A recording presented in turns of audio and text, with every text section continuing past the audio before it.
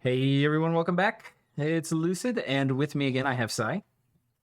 Hi, I'm Sai, and I'm once again with Lucid.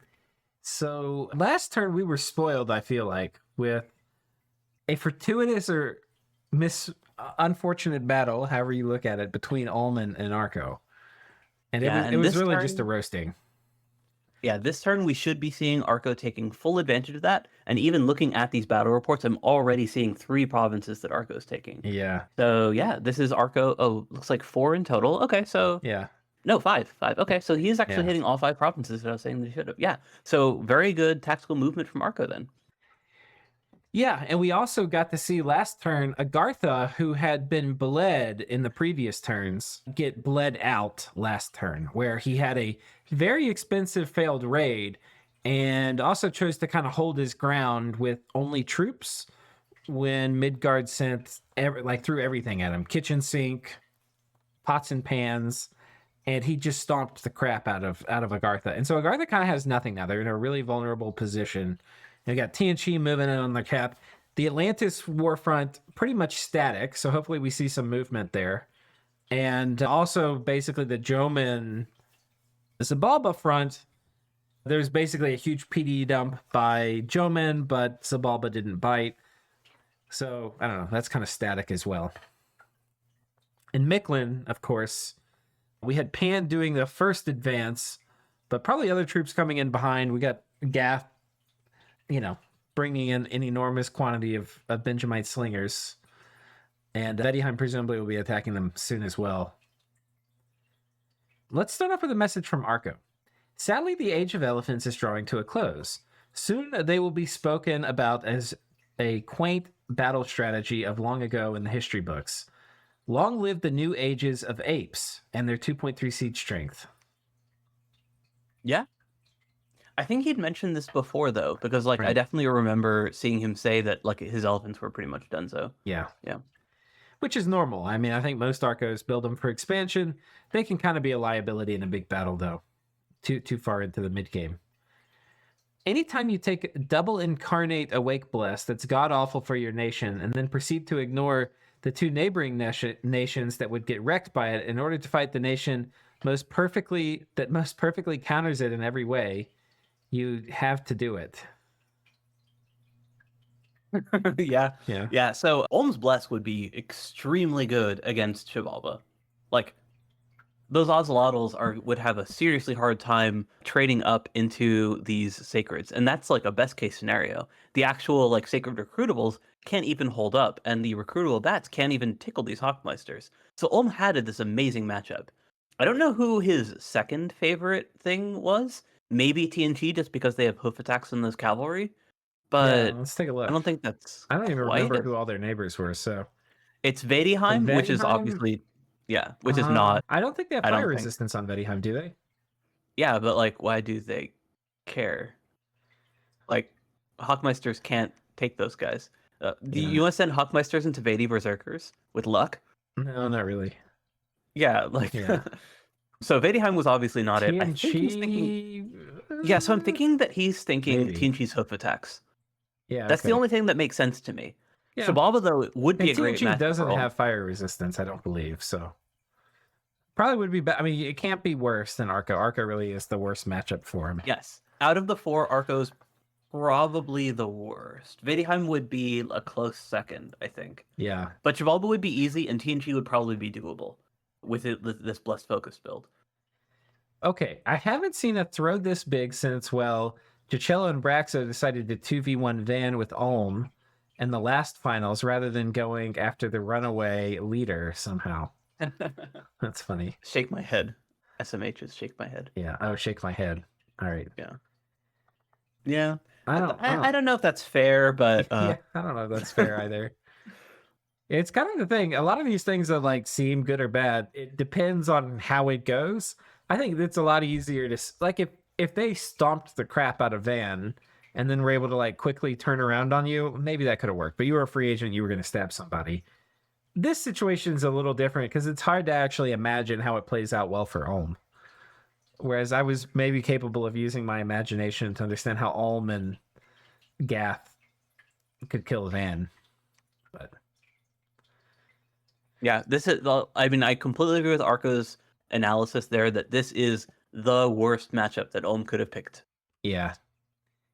What's funny though is I think he's putting all this agency in Ulm's hand because like Ulm did attack him, and that's true. But I also understand Ulm's position where he felt like he had to. His honor was so besmirched by Arco's weird expansion patterns into him, and not even expanding in other directions.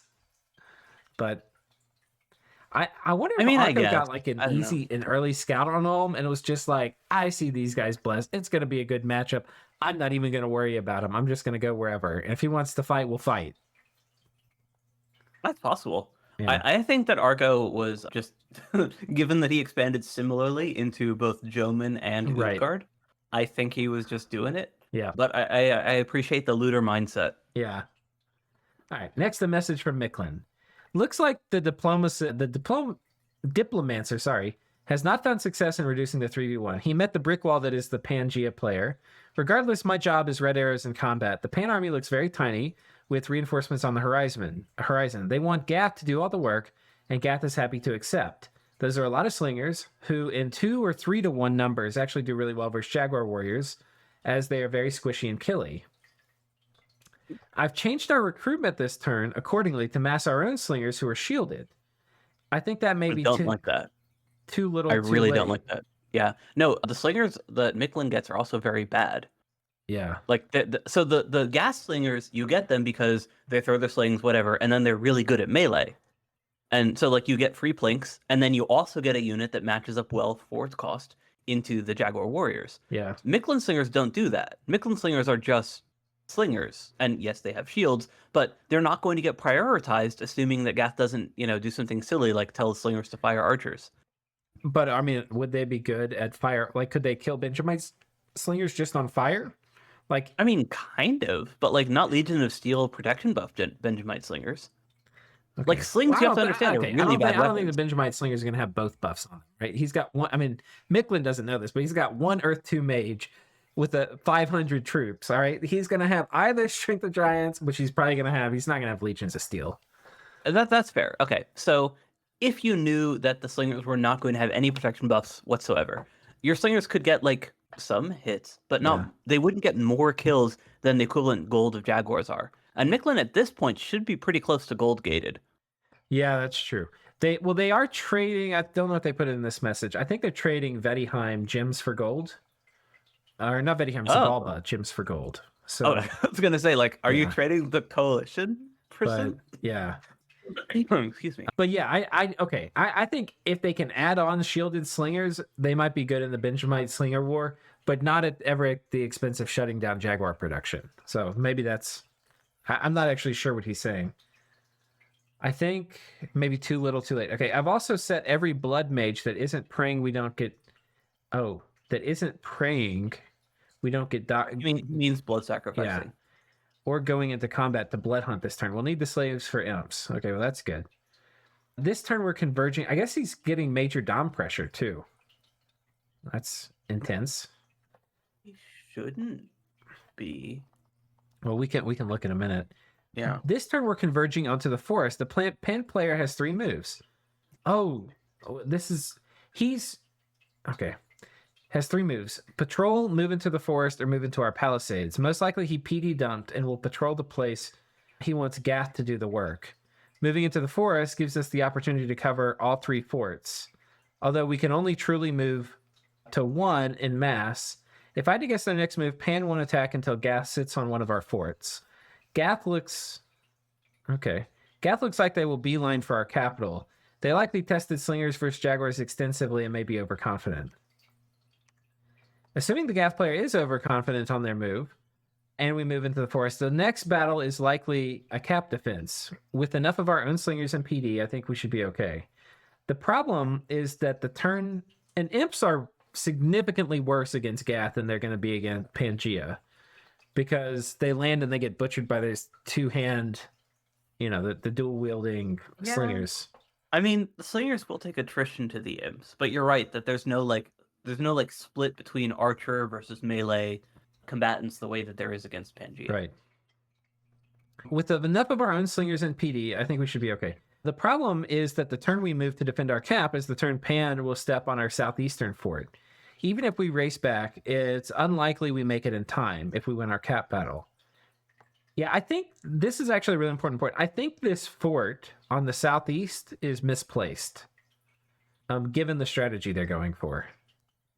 After that, it's anybody's game. If their neighbors will idle or jump on the Midgard situation, then likely Micklin won't last much longer. All the strategizing has been ignoring Veti, mainly because, frankly, there's nothing we can spare to stop whatever Veti does.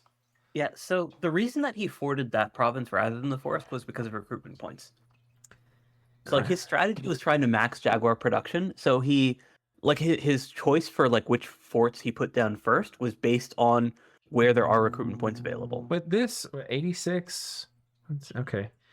I mean, I would pick this one. I would pick any. I think you want things adjacent to your cap. This river here really fucks this one up. And you also want forts that are adjacent to each other, right? So like when he picks this one, like this fort's nice because it's adjacent.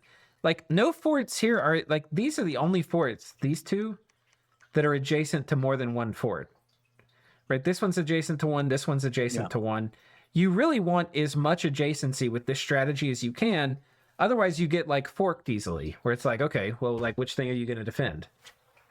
Oh. Yeah, I know what you're saying. Yeah. So he pings this, and this is the thing. Now Would I have gotten fucked? Because reinforced. I would have attacked this army. I think I would have killed it. It did get reinforced with troops, but not with mages. Yeah. Yeah, you're right, actually. I thought, and the birds aren't here either. Yeah. This is very weird. I think the move, I mean, given, but this was the move I would have made. I would have attacked into this with everything. No, there's missing stuff. His centaur cataphracts aren't there. Were they there previously? I don't think he had them. Were they? No, yes. Oh, well, that's where they went. Okay. Okay. Well, he didn't have that many, I guess. Okay, well, I would have fucking ruined Pangea this turn. Yeah, you were right. Because I would have defended two provinces, one, this one, and the other one, I would have moved everything here. Yeah, no, you would have won. I thought that Pangea... No, his birds are still there across the river. What are they doing? Yeah, he can't blood hunt or anything. I don't know what he's doing. Well, Stymphalian birds also aren't like exactly gold efficient. Ooh, this means he's got dryads afoot. Yeah, he seduced the indie commanders. Yeah. But no, I thought he was going to move those birds and mate support into that province so that he then had all of his ducks together to go push onto the fort. That's what made sense to me. I have no idea what Pangea is doing. Well, I mean, that seems like a mistake. It's probably too late to punish it now. Because he better be moving reinforcements up this turn. The other thing, so I think this isn't a horrible play by Micklin to move here. Like it was thought out. Pangea did move here with a raiding force, which is what you said they should do. Send us. This is more of a commitment than I think you suggested. But yeah, I was saying like 6 Dryad hoplites. Right. But it makes sense to defend this. I don't love the formation here if it were to be an all-in. He needs to use sparse line. I don't know what more to say. Lots of sparse lines. And then his rain warriors are the crossbow bait right now. Like if you look at their positioning, those guys are going to get shot first, and those are the troops that you want to get shot last. Because if you look at like their defense capability compared to the Jaguar warriors, they have the highest offense to defense ratio. So I don't want to say these rain warriors are strictly better than the Jags on offense, because the Jaguar warriors do have that second form, which has 3 attacks. So that form is better. But the rain warriors first form has higher attack and damage than the Jaguar warriors first form. So these guys are the ones that you want to get shot last, ideally. Right. Yeah. So having them forward deployed like that is just wasteful. The thought experiment I want you to imagine. Well, let me say before we. Okay, this is literally everything. I think he might have, like, how many sacreds? Yeah, that was just patrol chaff.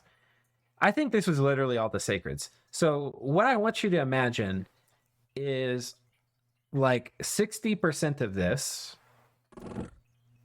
hitting this province here. Because I think this was in my opinion, was the optimal move. But with like a bunch of imp casters. You want them in like a Yeah, I think that sparse wins. line here, sparse line here, 3 sparse lines, and not hold an attack, just attack. And you have imps as cover, like basically doing a bunch of cover with the Eagle Warriors on hold and attack rear to jump in with the imps. Yeah, you don't even need sparse lines. If you have like one commander that's significantly higher leadership than the others, like a Rain King, then you can even just use like 3 blobs of skirmish formation and Yeah. get a similar effect. But either way, yeah, I completely agree with you. With the way that Pangea set up here, which is to say he Yeah. didn't move in the reinforcements, or he Right. moved in like partial reinforcements, I should say, Right. then yes, you win that fight 100%. And most importantly, not mage reinforcements. Because if I were to roll out and Pangea had 8 sages here doing point buffs on the melee troops, like, you know, I'd have fucking lost everything. It becomes a lot harder. It Yeah. becomes a lot harder. The other thing is pans. Like that's kind of what we've been mentioning with Right. the like wider area of effect buffs. Legions of Steel, Strength of Giants are both huge in this particular matchup because Yeah. of the way that the Jaguar Warriors are, you know, tanking. They're just hit point tanking, right? Right. So it like literally just increase your DPS is Right. extremely high value. So interesting. But no, you were right. The move that you would have done in defense as Micklin would have crushed this Pangean army. And it would have made the war, because then you probably would have only taken 20 or 30 sacred losses, which that's only like a turn or 2 turns. And you're in movement range of this, right? So assuming you defended this and you moved an army here, you'd be able to move onto this fort or onto your capital as you chose. And now Gath is looking at like, Pangea is not going to help. You know, you send that report to Micklin, to Marignon, like, hey, Marignon, come attack Pangea. We just killed literally every unit he's made all game. They probably wouldn't do anything, but TNG just signed a nap, but that's how you start getting the coalition to break down. Yeah, no, I think that you would have done great there. Yeah. The thing that I would be worried about, you know, even from that position though, is that you still don't have an answer to Vedheim. Yeah, for sure. Like Vedheim would basically take over the southern half of the war at that point. Like even if it becomes a 1v2 with Pangea basically just I think ultering as they can to like, you know, try to take a little something to recoup their losses. Vedheim and Gath should still be able to win that 2v1. Well, let's take a look at what Vedheim is actually sending in, because Vedheim before, from their messages, looked kind of lower commitment.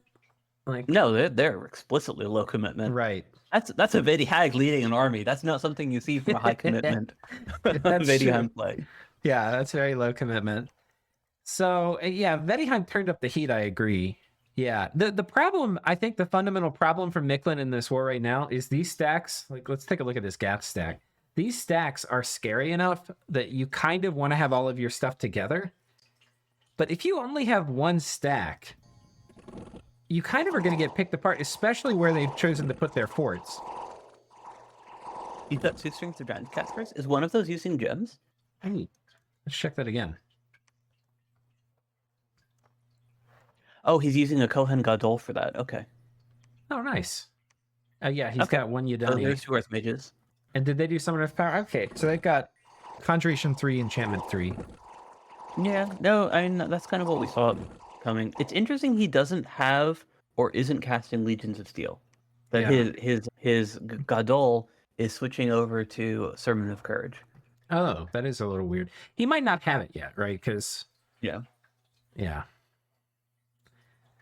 Let's see. That's only 150 slingers. Okay, so plus 40 there. Okay. And he did what you said, which was attack both of these provinces, and they were basically free. Those were the gimme. Yeah. Right. And then attacked here. Okay, yeah. And that's one mercenary group and then some reinforcement slingers. Yeah. And the reinforcement slingers, the way that I see him deploying them there is basically just like, if he sends some Jaguars, you're going to take some attrition. Whereas if he just sent the mercenaries, it would be free, basically. Yeah. The problem, I think, I'm struggling to articulate why I don't love this Micklin move, which I think is overly defensive. Part of it, I think, is like, I definitely don't like the fort placement, but I think the thing is it's like, as you're spending this resource, like you have your resource here is you have 1 to 2 armies. Like, look how much ground he lost this turn. And eventually he's going to start getting these forts forked where he can only have 1 army. I think the core thing is you kind of like if this was mage supported, you actually do have to doom stack into it, right? Like with only one. But he actually was given a gift, and the gift was there was a mage support in this. And when you're given that gift, you have to take the advantage of splitting your army.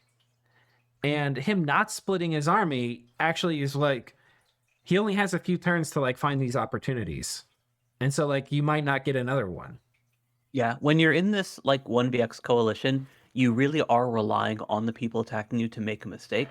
Right. In this case, Pangea did make a mistake, but because he wasn't punished for it, he might reconsolidate into that army this turn. I mean, you can see the birds are still there, right? So they haven't moved in yet. So there's no reason to assume he's not going to add those mages. And then at that point, it stops being a mistake because he was never punished for it. Right.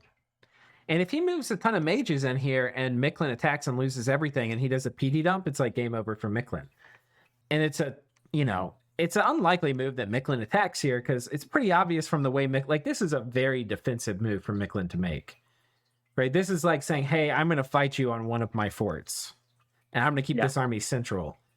You don't, especially with this move, if I were to put myself in the mind of the Micklin player, I'm not thinking like this Micklin's going to attack me here, where I might PD dump and pull on my mages. So it's not, he's given. Yeah. What do you think Gath does? I think Gath goes all in. You think the yellow here?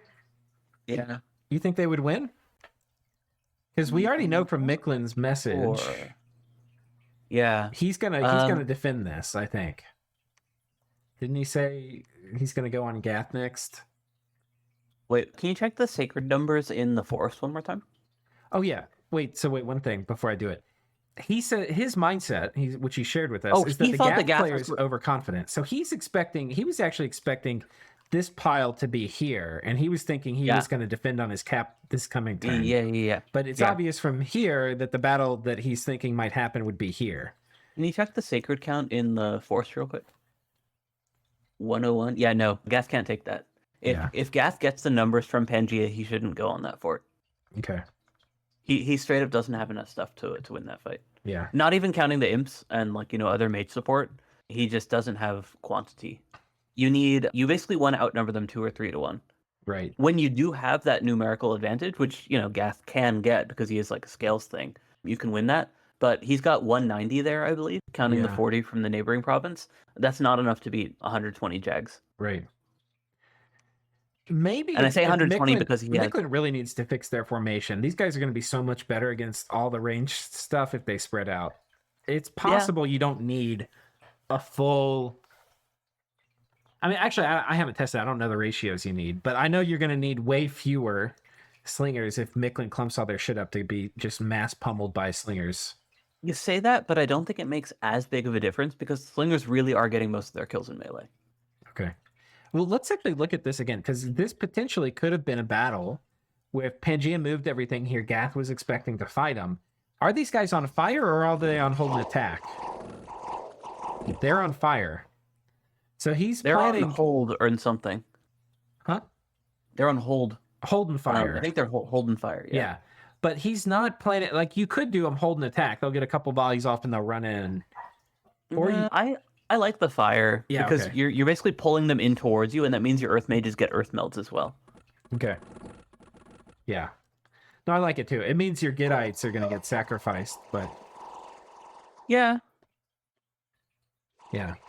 Those guys should be holding actually, or bodyguarding. Yeah. If you have enough commanders as Gath, you generally want a bodyguard with your giants if you're doing a human-based lineup.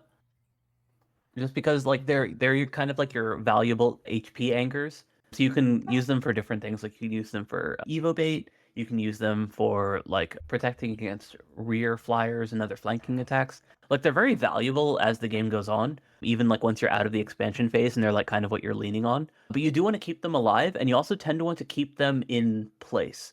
So I think the positioning there is not perfect. Yeah. I don't think it's like game throwing or anything. Right, right? I think that this is also one of those like weird little niche things of like trying to eke the most out of your giants. Right. And like if you're comfortable throwing them away, I think that's totally fine as well. Like I don't think that he like needs to keep his Gittite numbers up throughout the game or anything. Because, Yeah. if you're doing like a sacred build, then like Great. He's you actually do transitioning to care. Sayir at some point. Yeah. Yeah, if you're doing like a sacred build, then you actually care about your Gibberim numbers because they're like your high HP Right. magic weapon sacreds. But this Gath in particular is probably not caring. Yeah. Yeah. I actually really like this Gath build. It's like really been growing on me. Especially just don't. yeah, I know you don't. I like Drain Gath. I don't Yeah. like this iteration of Drain Gath. Yeah. Because I swear I won't keep doing this, but the thing about Drain Bless Gath is that it flows, right? Like you do from this to this to this. Like it transitions so naturally, right? Because like Yeah. you have your great Gibberim expansion, then you transition into great research because you have your any fort researchers that But this only kind of flows too, man. Look, he's number one in army supply by a fucking arm and a leg. Yeah, because he just dumped his gold into it, but he's Yeah. behind in infrastructure. That's true. He's okay in research, but yeah. Okay. But he's only okay in research when he should be like booming. Yeah. And he's also behind in combat power because his troops don't have like that much potential against most of the people that they're fighting. Damn it, Sai. Like, You're like a parent that doesn't approve of their kid's like boyfriend or girlfriend. I'm like, I really like it, and you're like, well, they don't have a good degree, and Okay. they're showing some worrying signs. And Sorry, I should stop being so critical because I think I did the same thing to Micklin, where I'm like, oh, this is awful, but like, it's not that bad. I'm like over here falling, like slowly, like a little bit falling in love, and you're like, nah, this is not a good one. But no, it's more that I think that Drain, Bless, Gath clicks, like all the pieces fit together. And this iteration of it doesn't quite have that, where you're kind of introducing these vulnerabilities where you can't easily pivot. Like obviously it's not happening this game, but like let's say if Arco or Utgard suddenly decided to attack him, he can't really do anything about it. If he was a Bless build, he'd at least have a bunch of these really strong Levites, which can handle like Arco Sacreds or chop up some Gamherds. Whereas this Gath is just fundamentally vulnerable. Like you build for your one war, and if that war doesn't work out, or if your other neighbors start attacking you, you don't really have a way to respond to it. Yeah, I don't know. I mean, I feel like Strength of Giants, Legions of Steel, Benjamite Slingers are going to trade pretty okay against a lot of things. I mean, there's obviously some things that'll smoke them, but I think it'd probably be okay against Stuttgart. I don't know. Actually, they would be okay against Utgard in particular because their Sacreds are similar to Jaguar Warriors, where they're tanking by having a bunch of HP. But they would get destroyed by Arco. Well, they're not neighboring Arco, but yeah. They are? Are they? To the... I mean, not the diagonal neighbor. Yeah. Yeah. Anyway, let's go to the next war. Let's go to TNG. Apparently, I've mismanaged my research, largely doing too much site searching, counting on Agartha to take the Midgard capital. So I don't have Legions of Steel or Strength of Giants left. And without those buffs, my army can't beat that giant event-boosted PD dump plus 25 Einherr plus the Midgard Mage Core. Okay. I don't agree with that. I think if he tested that fight, he wins it. Yeah. He's being very conservative. He's like, well, what if there's 50 PD? And what if there's all the mages and, the thing? Oh, we'd seen this before, like in action. We have seen Midgard's PD run into TNG's army. Yeah. And we know that it's trash. Like, the Midgard PD doesn't do anything against TNG's cavalry. Yeah.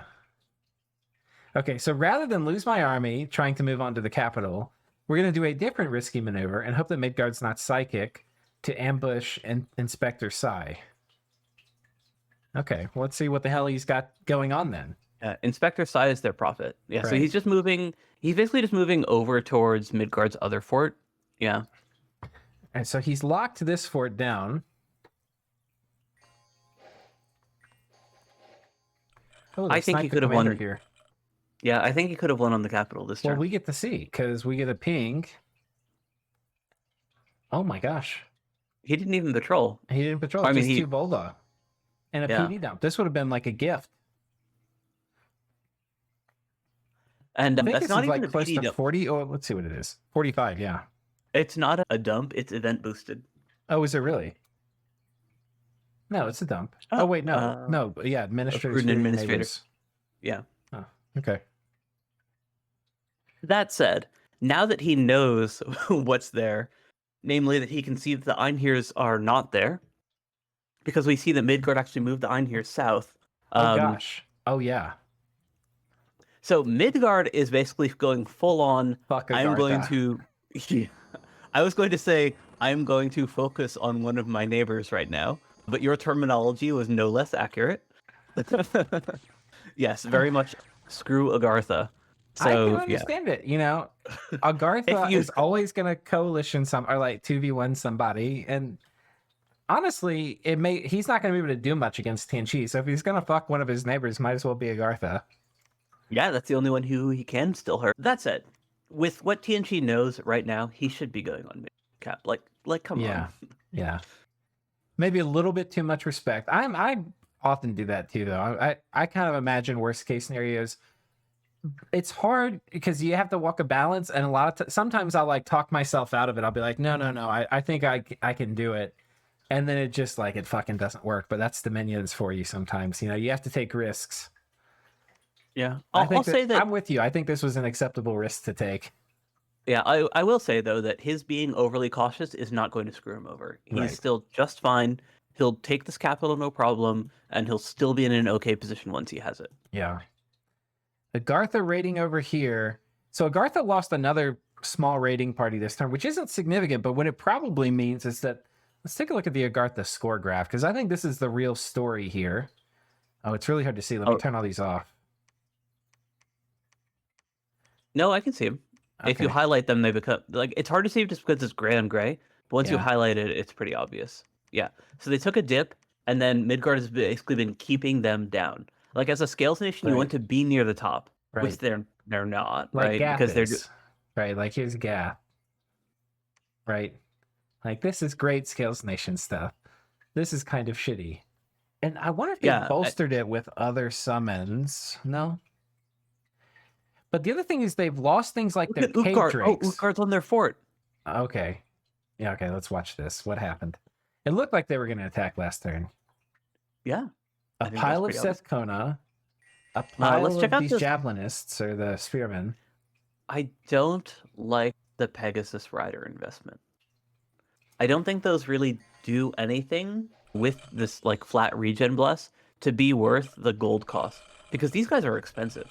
How much are they? Like $60? Like 70. No, they're like 70 gold. Oh man. I Like think they actually can. Well, they kind of can serve a purpose. So yeah, they can serve niche roles. Like if you need flyers, for example, they can serve flyer duty. Well, Horde of Skeletons will do attack closest. So if you have them get behind the guys, you can make the skeletons target the Pegasus Riders for the first like 6 turns of combat. If Agartha were to do like a mage all in, and that could allow, or for like storming a fort, right? But That you could can allow also your do that with skeletons to get through the wall. you can also do that with 10 gold archers. Like Wait, I Tingle don't know. Archers? Wait, no, I'm just saying if you Oh, you want? jump behind their lines. Oh, I see what you're saying. Yeah. Yes. The skeletons won't run forward. They'll go kill these guys for 5 or 6 turns, and then they'll run forward, and that could allow you to get past the gate or something. But just cast swarm. yeah. Anyway, you're probably right. I don't love it either. Yeah. So I think that part of why this is so weird to me is that card is very behind on gold. Yeah. Like they're undersized compared to what they should be. They want lots of infrastructure and forts because Utgard can't get enough mages in general. Scythe Kona are incredibly efficient, so you want to have as much infrastructure as possible to support them. And you also you can never have enough Scratty either because those are your thugs. They're your turbo communion slaves. So you have a lot of great things to spend your gold on because your nation is so great, right? So right. You have all these things that are amazing, and then you're spending 70 gold a piece on these 10 hit point sacreds with literally just a regen bless. Right. Yeah. If you do imagine them as Seth Kona, it is hard to justify. But that said, I do think that going for Agartha here is a very good move. Right. It's especially that they've lost all this stuff. Agartha's gonna have a really hard time defending. Honestly, one of the best defenses Agartha has right now is this line of barbs from all this misfortune. It's just because I'd like to see Utgard raiding out now, but we don't get to see that. So, are we? They're probably not going to want to send small detachments into barbs. Yeah, So, I mean you can do this. Yeah, you can do relatively small groups of Sith Kona plus some Long Dead and Right. indie crossbows, like that sort of thing that can clear the barbs and then keep raiding. But that's not the same thing that they have on that fort right now. Yeah. But yeah, they've got. We don't see any of the siege guys. That was kind of one thing I kind of might expect to see. They go on them. Hurlers. Yeah, these guys are just so good. They have a siege strength of almost 10 per unit. They're just really efficient. And, you know, if you're going to attack somebody, it'd be nice to one-turn pop the fort, you know? So it would have been nice if they had that in there. A lot of times you just put them on, like, guard commander. That way they don't die. Yeah, and they also do have a range attack. So, Yeah. You know, Which isn't rubbish. You know, they're not good units, but yeah, with 7 range. But if they do hit things with those range attacks, they kill them. Yep. So that's spicy. I mean, Agartha too. The army graph is down. They're where they were about 6 turns ago. They were like half the game ago. Yeah. Yeah. Yes. 5 or 6 turns seems about right. The provinces, they're not really up either, right? All the gains here have gone to T&G from the Midgard losses. You know, Gartha's got maybe just the tiniest bit here, like 2 provinces. Yeah, if you look at their border, you can kind of see what they've taken specifically. Yeah. Right. They're not drawing income from that one. Yeah. But they are pushing. I mean, you know, they're a little bit up, but they're not like very much up. Yeah. So yeah, pretty rough for them. Utgard going on them. One thing we missed, we have a message from Gath I didn't read. Hello again. On the Micklin front, Pan getting the big farm 179 for free last turn is huge. I suggested it, but didn't believe it was possible. As now I can move there without fearing the PD dump, and also without supply issues that I was starting to face. That's potentially very impactful for the dynamic and logistics of this war. As a coalition against the big boss, okay, big boss, I think we just could say Micklin player, I think we need to deprive him of options, disrupt his movements, and make them predictable. Okay, so this is like very much the opposite of what Micklin assumed the mindset was going to be. Right? Micklin was like, these guys have done some tests. They figure out Benjamite slingers are good. They're just going to run at my capital. And this guy's like, no, we need to deprive him of options, disrupt his movement, and make him predictable. That's like the slow cooker approach. And this is very much in tone with how this Gath player thinks the game is going to go. Right. His view of how he should be playing is just, you know, take what's free, don't stress, you know, take the engagements we know we're going to win, take the free provinces, which very much, like, it clicks very well if you're, like, in this big coalition. Yeah, it's kind of what all the coalition, I'm not sure what Pan thought, but it's definitely what Vedheim was thinking. Like, he and Vedheim are kind of doing the same thing. We're like, we're going to focus on internal development. We're going to, you know, I mean, he's committing a lot more troops, but neither of them are like, let's YOLO and take this guy out. Yeah, I don't think Penji is YOLOing either. I mean, his mages are still reading books, right? Right. Midland's trying to buy Vedi and Pan out of the coalition and fight me alone. And also to incite Marignon and Utgard. This is obviously what he should be doing, but he didn't succeed so far. Well, hopefully. Yeah. Cute message. And he takes this throne. That was kind of what triggered me to go look at that.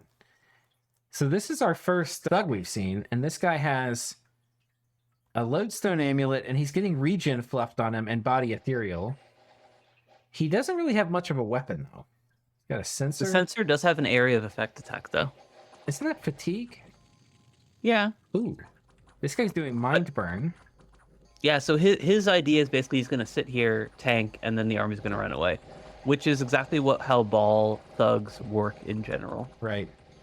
Like, they're not super killy. What's the area of effect on this? I've just won. It's poison and fatigue. Yeah. So these guys are all fatigued out. But these guys won't be. Yeah, it basically just reduces his incoming damage taken. Right. And then he does have a fear aura, I believe. Oh, does he? Oh, no, he doesn't. No, he doesn't. It's only the other eras that get that. I wonder how many Soul Slay checks he had to survive here. I mean, he's taking Mind Burns, though, not Soul Slay. Oh, it was Mind Burns, because he had... Oh, none. How about that? Because it was an Astral 3 mage back here. I assumed there would have been some Soul Slays. But no. Yeah. It's interesting, but I assume he tested it, and that's why he knew to fluff regeneration. Because, like, if you have regen and you have enough HP, you can just tank it. So what's the impact of this? I'm getting the Crystal Throne. as It's Ashdod. not yeah, it's not as big as it is on some other nations because Gath does have the Astral Earth crosspath already. Right. It's still nice. Those guys Yeah. are cheaper than your mages, but because he's running a drain build, you don't love them. You Right. basically they're basically just cost effective Combat site mages. searching and combat mages, Yeah. yeah. Okay. And they can all magic phase with an astral hat, so like, they're nice to have, but they're not as critical as they might be on a different nation.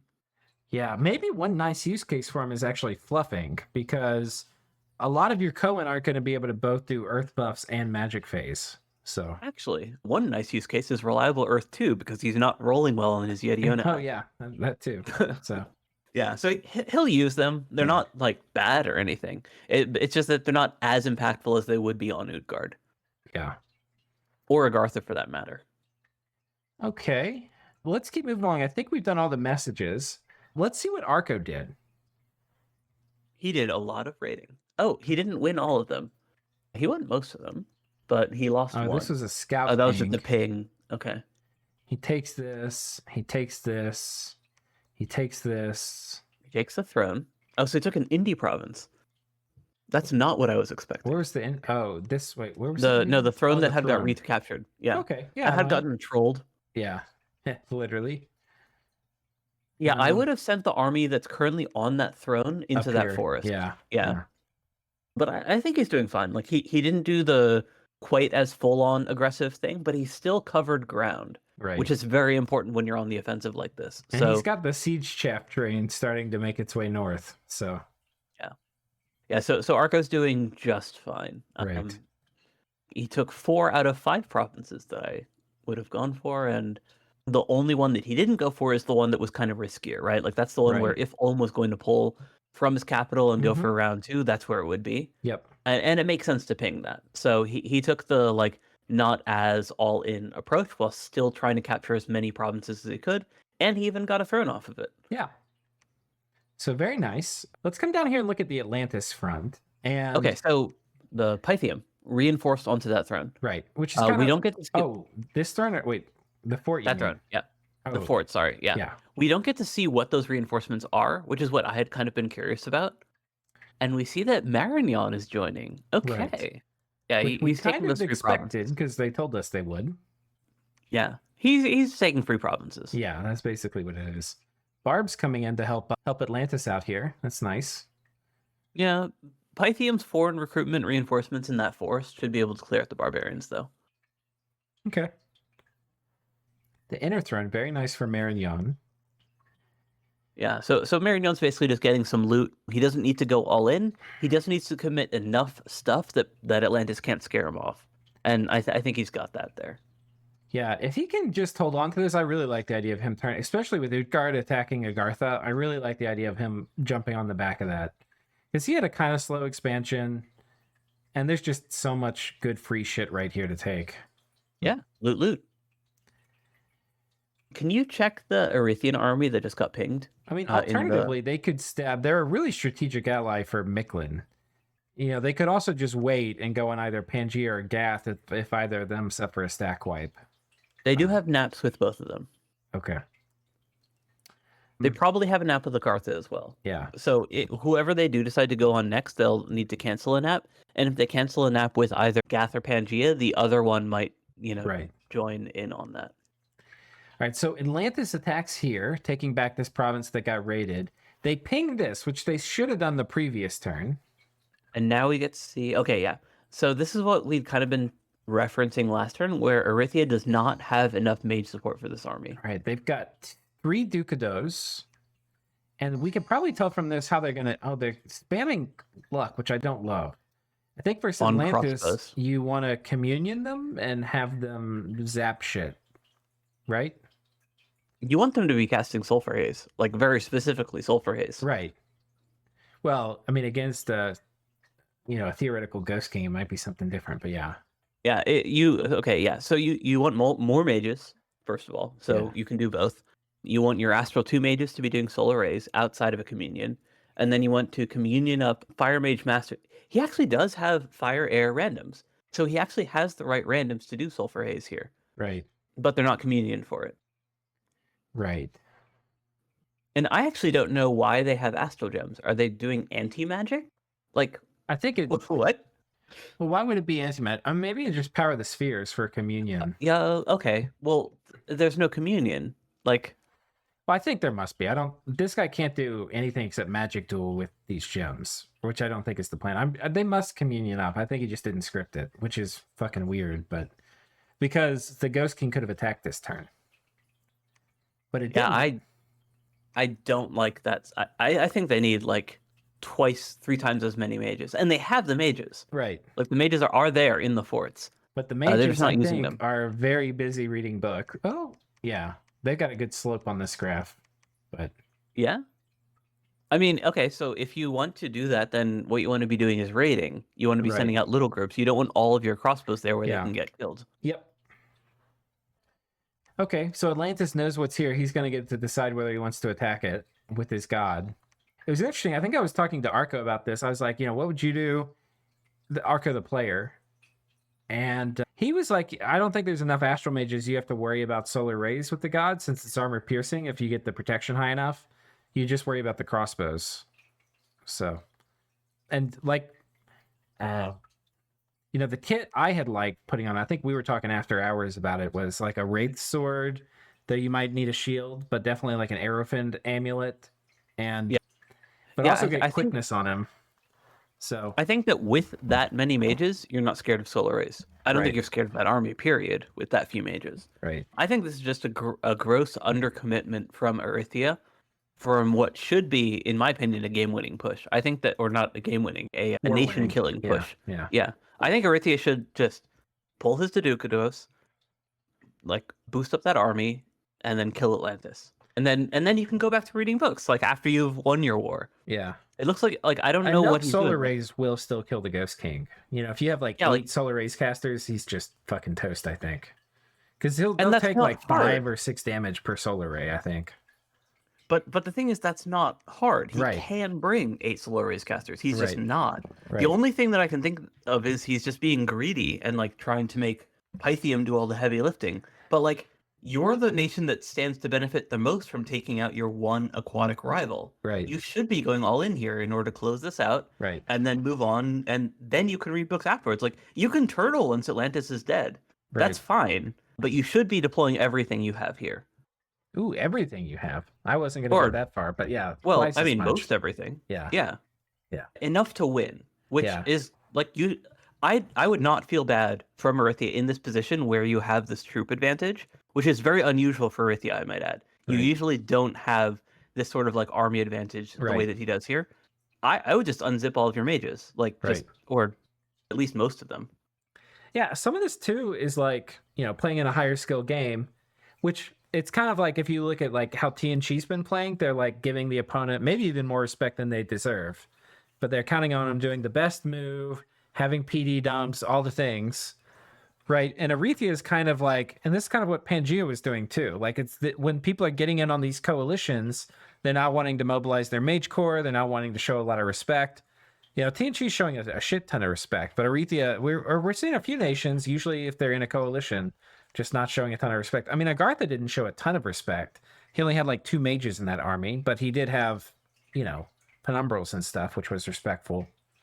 Yeah, Agartha's thing was basically that he was just anticipating the wrong counter. Right. And Midgard almost accidentally countered the stuff that he was actually bringing, right? Because he had the solar Right. rays. So yeah, Atlantis basically split this army, which I liked too, to do some counter raiding, which was nice if you can't win a major battle. The other option we were talking about, I can't remember if we were talking about it while we were recording or not, but was taking the Ghost King with the Acertutes, getting quickness cast on the Ghost King, and letting him basically blender everything while the troops were just there to keep him from getting too focused down. That was during the recording. Okay.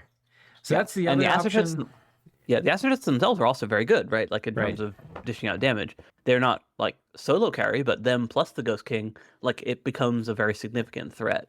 Yeah. And then you were talking about it, like splitting it up between that being one army and then the shielded guys being the other army. But I was basically saying that like if you bring like just a bunch of shield guys, then Erythia beats that with Sulfur Haze, Right. which this Erythia you don't want to keep not... the army near Yeah. this. I think you want to prioritize probably killing this with the god, but it'd be nice to also kill this with the god. And some of that is getting back to this like turn advantage, which is similar to the Micklin situation. Like he wasted a turn not pinging this last turn, right? So like this turn he could have potentially sent the god here and then would have the god free to maybe attack this before the fort gets popped. So right now he's kind of getting forked. Like if this fort gets popped and he's right here, where does he send the god? Do you try to defend this? I don't know. I will say though that Arithia has also been a little slow this turn. Yeah. Like in addition to not having a bunch of mages in that army, he's not doing anything else either, right? Like he's not raiding. The only thing he is doing is researching. Yeah, that's kind of true. I'd love to get a message from Arithia to kind of put ourselves in the mind of the player, because so far he's been playing really well, I think. Oh yeah, no, I think he put himself in a great position leading into this war. Right. I'm very happy with his build. I think it's very solid. I think his play overall in terms of like the way that he's expanded has been great. Like if you just look at the income and province count graphs, Arithia is one of the toppest players in the game. So like no hate, but the way he's executing this war, he's taking a lot longer to win it than he needs to. Yeah. But yeah, I'd like to hear, hopefully they send us a message. I'd like to get a little window into their mind, what they're thinking about. Because also as casters, we have usually a bit more information than the players do. Oh, yeah, that's fair. We see all of Agartha's stuff. Right. Or not Atlantis. Agartha, Atlantis' stuff, yeah. Okay, so I think that covers this conflict. Do we have any other conflicts left to cover? The Indies. We didn't Jomin. talk about Jomin, yeah. So he takes us back with the last turn of some mercs, and it's just a stalemate. Oh, but this is what you were saying. Okay, yeah. There's Dude. Arco. Okay. Not so only Arco, does he hate indie flags, but apparently he also hates German flags. So my read on this is basically he thinks, okay, Xibalba's killing Jomin, and Xibalba probably reassured him, yeah, I'm killing Jomin. And then Arco's like, okay, can I take this? And Xibalba's like, okay, yeah, sure. They're not like a coalition, right? Because like Arco's not gonna like do any like serious push into Right. Jomin. Like you can see he doesn't have anything bordering that fort. Yeah. But he assumes Xibalba's got this, and he can just grab some free stuff. Yeah. And Arca is a very aggressive player. I like it, kind of. Yeah, no, this is looter mindset. Yeah. I kind of get annoyed playing with looters, but it's working. Doesn't always work, but it's working here. Yeah, I would say that I would generally consider Xibalba a fairly looter player. Oh, fully? But he's taken, yeah. But Fulik's taken a very, very late game build, Right. which kind of mitigates how aggressive you can play, especially when you're playing something that's already, a very slow out of the gate nation. Right. So the fact that he took this aggressive war without having coalition partners on board already kind of speaks to like a mindset of I can just outplay this guy. Right. And he's been doing okay so far, but part of his difficulty closing it out is just that Xibalba's not great until they get like masses of demons underneath them, which takes a really long time to come out. Like Xibalba at this stage in the game is all about trickery, and usually you're doing a defensive war where like you pull out a bunch of mages, win a battle, and then go Right. back to researching. But because he's playing offensively here, he has to figure out his timings. And I don't know if he's just stuck or if he's busy and like because Fulik the person also has like stuff going on in his life. Right. So he might just not have time to like go test a bunch of battles. And that might be what's stalling him here. But I don't know why he's conceding to a stalemate here rather than trying to push. The only other thing I can think of is he's scared of Vedheim. Yeah, possibly. I mean, he's not really putting much down here on the Vedheim front. Yeah, the only He's got thing I some can think of stuff is he over doesn't. here. I mean, maybe he he's doesn't- thinking about going after thrones. Like he looks like he wants this one. Well, the reason that I mentioned Vedheim is that if you lose a bunch of stuff against Jomin, then if Vedheim decides that, okay, taking this throne is a great offense, I'm going to go grab all your stuff now. Yeah. Vedheim can very easily take all those Micklin border stuff and then go for his capital. Like move through the throne, go into his cap circle, go on his cap. So he needs to make sure he he does doesn't have heat 3. I don't. It's a diagonal. It's not a full diagonal now since Vedheim's going on Micklin, but I don't think I would be worried about that. And if anything, I would want to end the war more quickly if I was worried about Vedheim, who's now attacking Micklin, turning on me. I'd be like, let's get on with this. He hasn't risked much. And Yeah. I think Yeah. it's showing a lot of respect to the Joman player, which I don't really know what moves the Joman player has that they can do. Like, Yeah. if you do I mass would imp summoning on the cap, I don't know what they can do. Like, Yeah, I don't think the they reason can that I win. brought up Vedheim is Yeah. that's the only person who I could think of as like being a serious threat, such that he would want to keep his sacred numbers high. Yeah. Because if you beat Joman but lose a bunch of your sacreds, then you're vulnerable to someone else. And Vedheim's the one player that I can see being able to take advantage of that. Maybe I just don't understand it, because I feel like if you bring enough Blood One mages and you summon enough imps, you don't take hardly any losses. But Yeah, maybe I I don't know. understand it. I think that Volva should be on Joman's cap right now. Yeah. Like, I don't think there is. I think the only move is if Joman, for whatever reason, correctly predicts it, and they take this up to like 60 or 70 P, like some absurd amount of PD, and they have all their mages patrolling, doing useful things, and they bring every troop. And then maybe. Yeah, but this split response that Joman has for trying to defend part of their cap Right. circle, You can't I don't expect they're think going to do that. Yeah, I don't think that Joman should be able to defend their cap against an actual all-in. Yeah. Okay, so I think that's that. I don't think we have a lot else to talk about. We've covered Pythium Arco, Sabalba, Midgard. I think we've covered everything now. Which seems right, because we're right at an hour. Yeah, seems like we hit it. All right. Which board do you think is going to close out? This will be the closing question of the thing. What do you think is going to be the first war to end? Who's going to be the Midgard. first player out of the game? Midgard? Yeah, Midgard's basically over. Okay. You heard it here first. Sai says Midgard's going to be the first out. Let's see if the score graphs agree with that. Oh, yeah. Oh, they do. But who's this? Oh, this Joman. Yeah, but Joman, I think it depends. Yeah. Well, the difference between Joman and Midgard is that Joman's only fighting one other person. Right. Whereas Midgard has already been worn down. They have already lost their armies to both TNG and and TNG true. does have an army in position to actually close this out. Whereas I think that the Xibalba situation might drag on. Yeah. I actually think that Atlantis is going to die before Joman. Really? Okay. We still have to see the Ghost King in action. So, all right. The reason that I say that is really just that it's taken this long to get onto his capital, and the longer he waits, the harder it's going to be. For Joman or for Atlantis? For Joman? Xibalba. Oh yeah. Like the harder it's going to be for Xibalba to actually close it out, because he's giving him just more turns to get those troops. I think Xibalba does win this eventually, unless another player gets involved. But Atlantis, I don't see ever coming back, just because he is actually facing a coalition.